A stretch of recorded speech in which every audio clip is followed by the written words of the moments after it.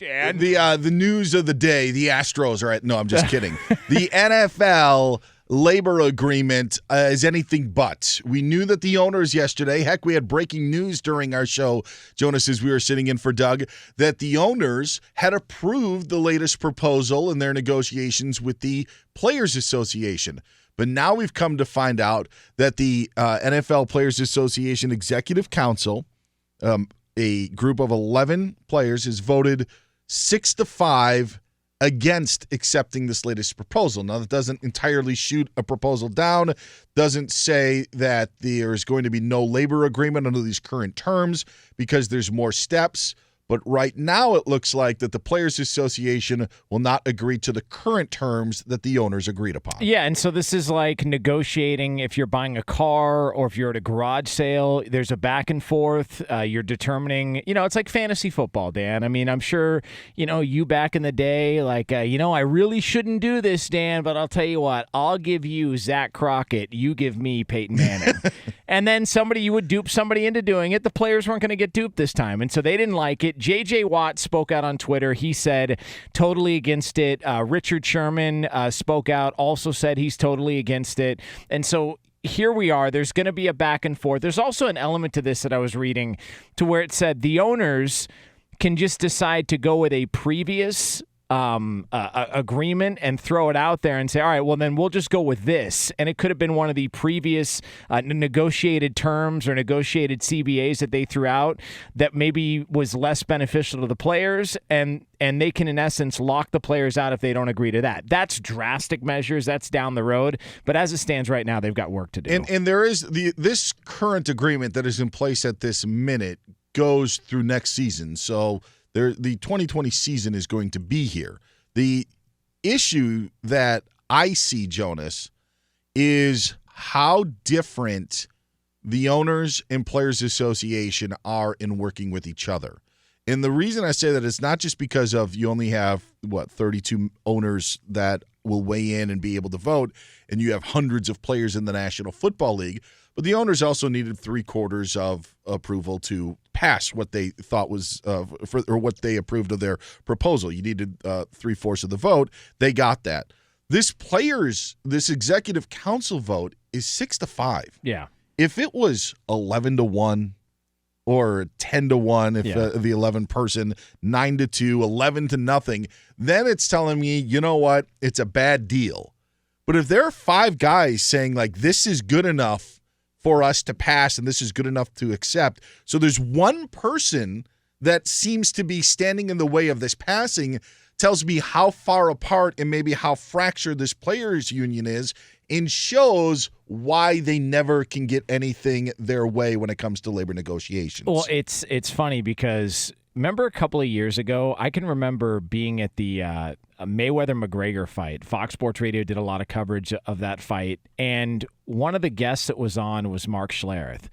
And Mark Schlereth just went in on the Players Association and said, yeah, they're talking about, we don't like the CBA. We're not happy with this. We don't like that. He's like, you could have done something at the last labor negotiations, and you didn't. You settled for less practice time. Because that was back then when players felt like they were getting wronged. The Kaepernick stuff was out there, all of that. And we just kept hearing over and over again, man, there's going to be a lockout. There's going to be another lockout. You just watch and see. Fast forward 2 years later, all of a sudden, gambling money starts flowing, extra money in the league.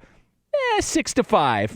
Maybe we like it, maybe a little more than we thought. It's funny how they take this hard stance a couple of years ago, and then the time comes, and all of a sudden they see the possibilities as far as financials go, and they go, it's not so bad. Well, yeah, and I look at it as with the Players Association, they've gotten to your point of accepting the bad deals, and as Mark Schlereth pointed out, it's not like you can make that up in the next negotiation. No. You're not like, all right, now we're going to make It's like making up sleep. If you get 2 hours sleep one night, people are like, all right, I'll just sleep 14 the next, and that'll give me my 8 and 8 because that makes 16. It doesn't work that way. That's not how it works. I look at it as the game of war with cards. Like once you lose an ace, you're probably done. Like now all of a sudden you got 12 cards, then you've got 7.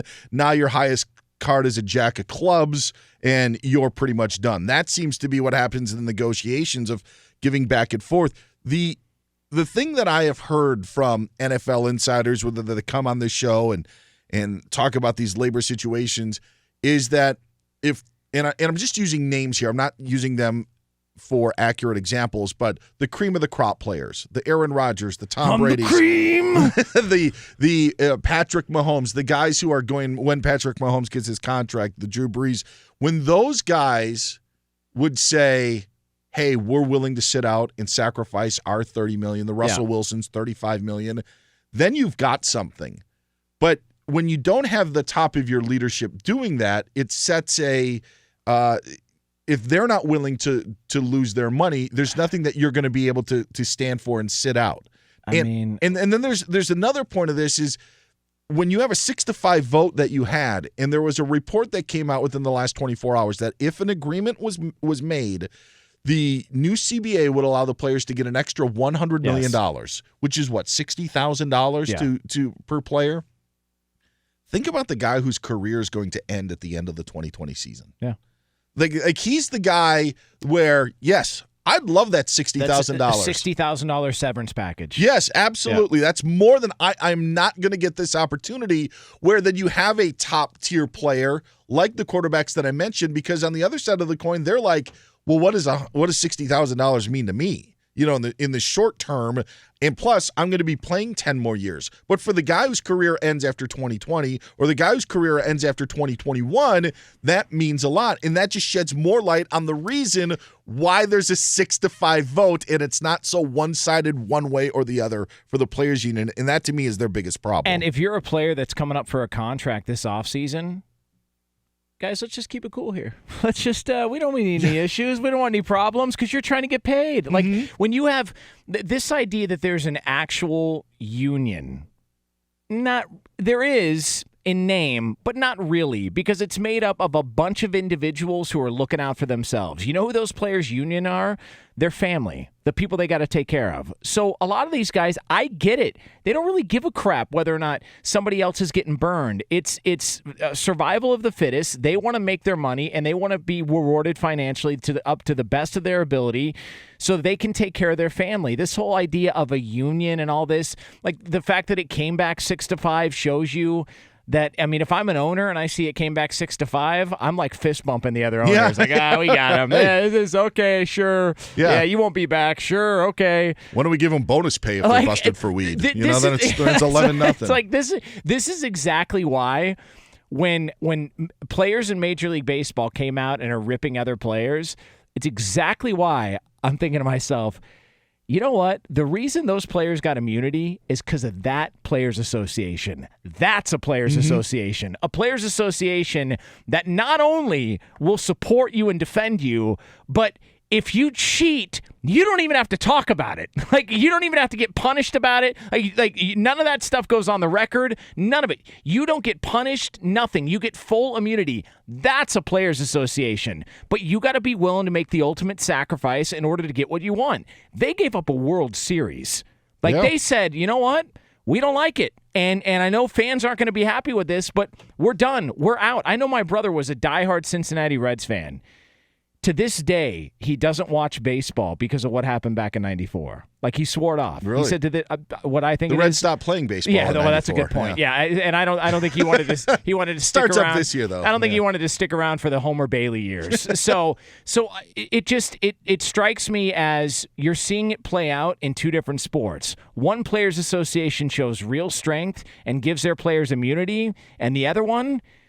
Maybe. I mean, maybe we like it, maybe we don't. Some guys are going to be rewarded and some guys aren't. It's just but the idea that everybody's on the same page, I just don't buy. Yeah, and I mean, in their defense, it's easier to get 32 guys on the same page than it is to, get 500, whatever the number is. But the point is they're still just so fractured. And that just the vote of the 11 guys. Yeah. Just 11 guys are basically 50-50 against it. Shows how much the owners are winning, and the players will end up probably losing again. But you'll get that light restriction on marijuana, no games missed. It's crazy. You mentioned yesterday about the expanded rosters. That's a part of it. I talked about the commissioner's powers. Those are lessened. That's all involved. Those are all wins for players that have absolutely zero effect on the owners of their bottom line. I wonder how many of the players out there. It's like when you go to apply for a new job and they're like, oh, one of the perks here is that you get 3 smoke breaks an hour. Okay, what about the people that don't smoke? What are the perks for me? It's like I love the guys who don't smoke weed. Like, oh, so we're going to be a little more lenient on the testing. Cool. I don't smoke weed to begin with, so what does that do for me? Like, not everybody's on the same page. Oh, I love the smoke breaks. So I'm going great. for a walk. I know. You can't leave your post. It's unbelievable. I'm going for a smoke. Okay, see you in 10. I know. What's next? I'm going to the bank. Like, everybody's got an excuse. It's ridiculous. All right. Dan Beyer, Jonas Knox, in for Doug Gottlieb here on Fox Sports Radio. I'm going to take a smoke break. Oh, okay. So, yeah, Sorry. So Dan, you can get Dan on Twitter at Marlboro is where you can find Dan Beyer. So he'll be smoking I was the away. Marlboro man when I was 8. So, Were you really? Yeah. No. Oh, okay. I was gonna say, my mom dressed me up as a bum for Halloween one year. So just don't remind us. My mom too. Really? Oh, I hated it. Yeah. Kindergarten. I liked it. It was awesome.